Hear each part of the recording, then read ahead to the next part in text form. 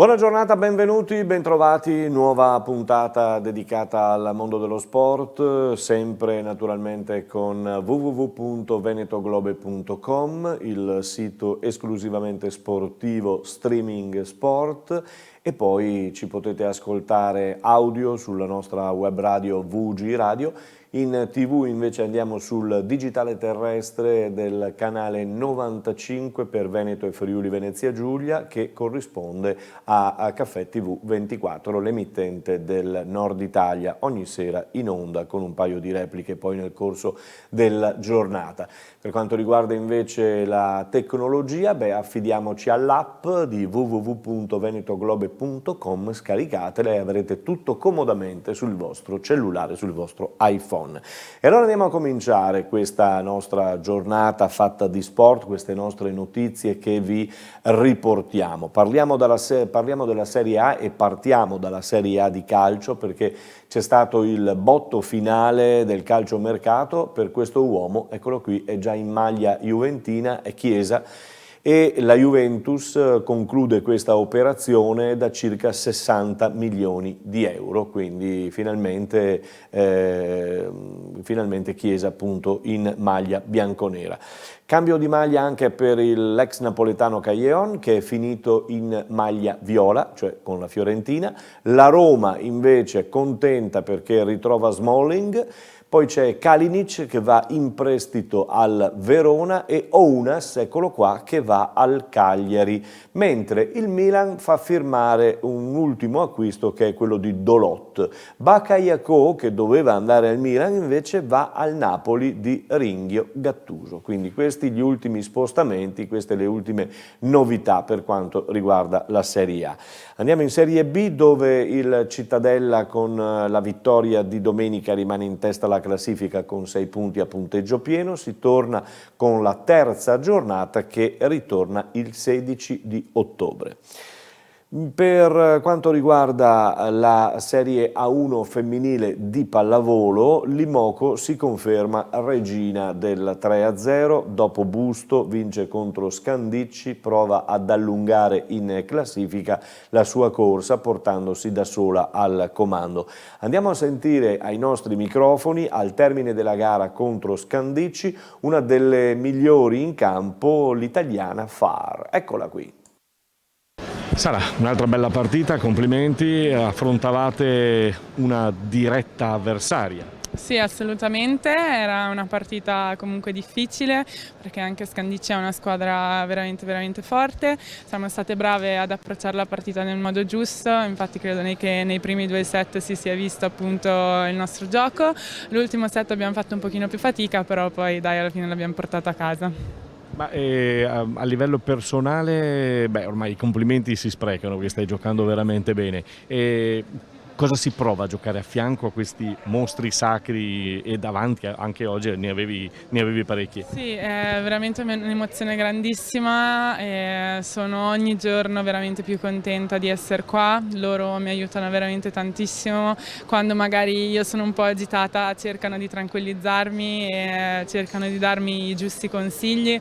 Se faccio qualche errore comunque non me la fanno pesare, quindi comunque sono veramente grata per essere in squadra con loro. È una crescita, non di statura, ma è una crescita.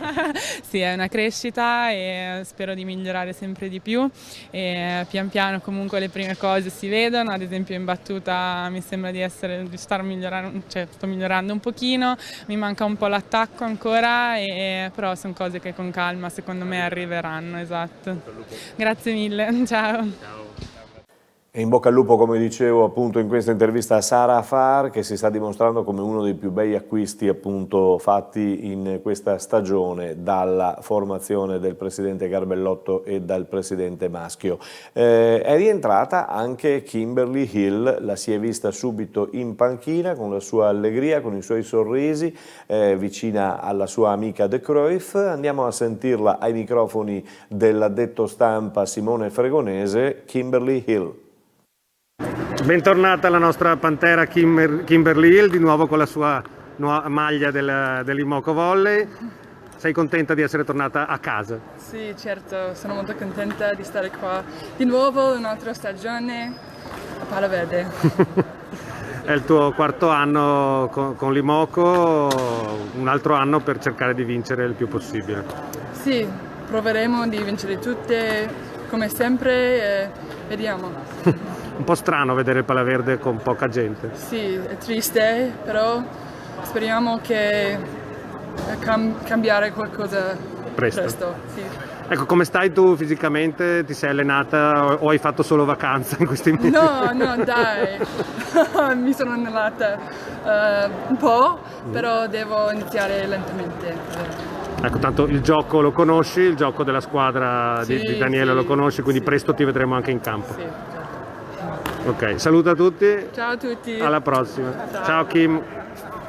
Indubbiamente, oltre che essere una grandissima giocatrice, una grandissima campionessa, è anche veramente molto simpatica, e quindi lo si può intuire da questa intervista, in cui ha dimostrato tra l'altro che rispetto al quarto anno, ha detto sì, sono 3 o 4 anni che sta provando con l'italiano e finalmente insomma ci sta anche riuscendo. Complimenti a Hill.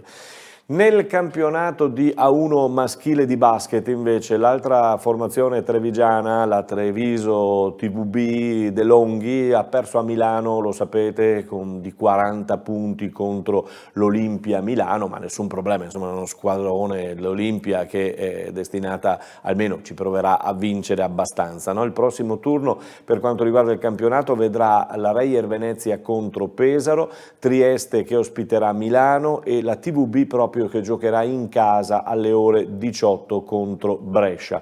Oggi intanto, seconda giornata di Eurocup, sono 2 le italiane che vanno in campo. La prima è Venezia, la Reyer Venezia che va a Belgrado nella tana del Partizan, e poi il Trento che gioca in casa invece contro Patrasso.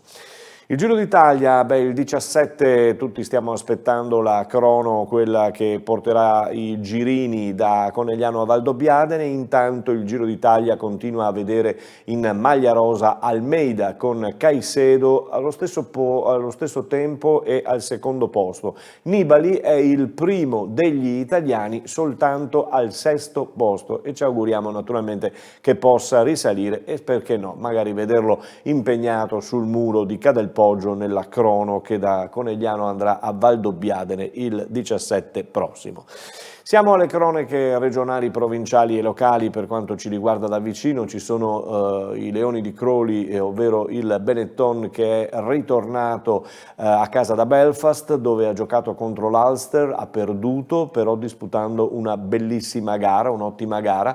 Ora cancelli aperti a Monigo anche per il pubblico, arrivano i padroni della Pro 14, ovvero il Leinster. L'ora di gioco è fissata per le 18:15 di sabato pomeriggio a Monigo, quindi si ritorna a parlare di Pro 14, si torna a respirare il terreno di gioco e si torna a respirare il rugby che conta.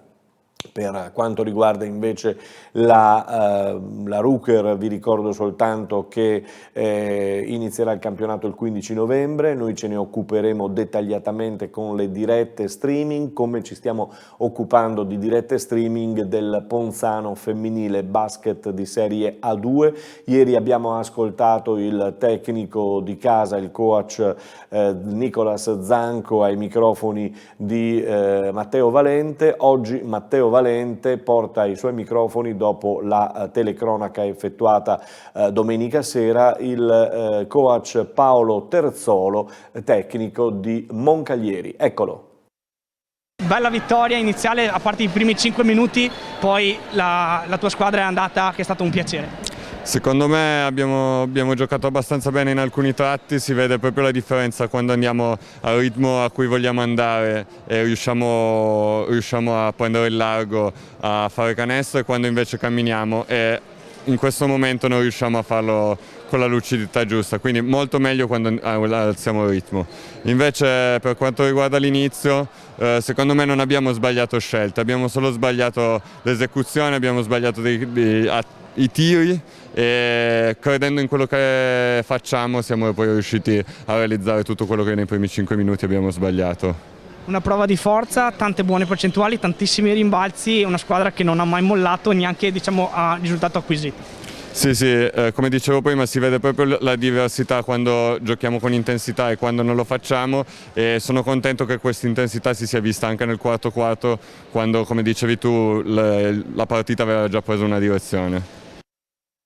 Sì, sicuramente, come diceva il tecnico, il coach di Moncaglieri tra l'altro è stata costruita per tentare il passaggio in A1 nella massima serie, e quindi tanto di rispetto per questi punti che hanno staccato le ragazze appunto di Nicolas Zanco da Moncaglieri. C'è da lavorare, come diceva ieri Zanco, in casa Ponzano, però i presupposti buoni ci sono, e quindi vedremo delle ottime gare già dalle prossime partite, non soltanto casalinghe ma anche in esterna. Intanto vi ricordo che le partite casalinghe saranno seguite appunto dal nostro streaming Veneto Globe e Streaming Sport, uno streaming che sarà a Santa Lucia di Piave per quanto riguarda il calcio domenica prossima, per trasmettervi la gara appunto del Santa Lucia di Piave, campionato di promozione.